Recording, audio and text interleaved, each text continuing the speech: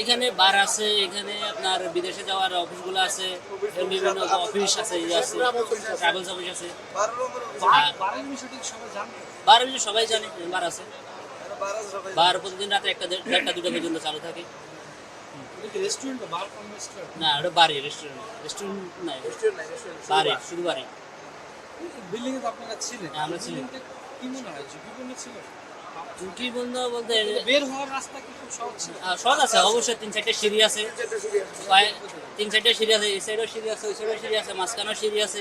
তারপরে যাই আপনার ফায়ার সার্ভিস সিস্টেম সব কিছু আছে এখানে। হয়তো ওইরকম অভিজ্ঞতা লোক ছিল না, অভিজ্ঞতা যদি লোক থাকতো তাহলে আগুনটা ফায়ার সার্ভিস আসার আগে নিয়ন্ত্রণ করা যেত।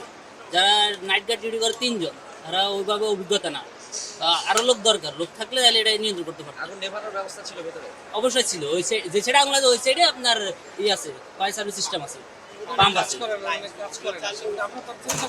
না, আমরা চেষ্টা করবো, আমরা তো যাইতে পারি নাই ওইদিকে। সবাই তো ওই 5টা দিকে সবাই ঘুমে থাকে, ওই সময় সবাই তো ঘুম থাকে।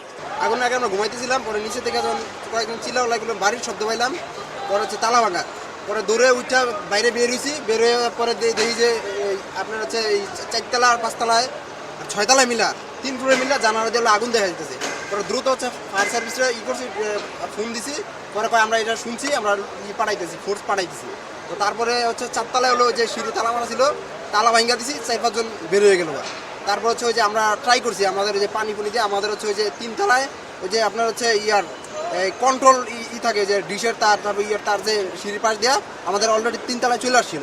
পরে দ্রুত আমরা হচ্ছে ওই যে পানি মাইরা তারপর হচ্ছে ওইটা নিয়ন্ত্রণ রাখছি। আমরা 3তলা আমাদের নিয়ন্ত্রণ রাখছি। যদি আমরা না দেখতাম তাহলে হচ্ছে 3তলা ছড়াই যেত, অল্পর জন্য ছড়াই যেত না।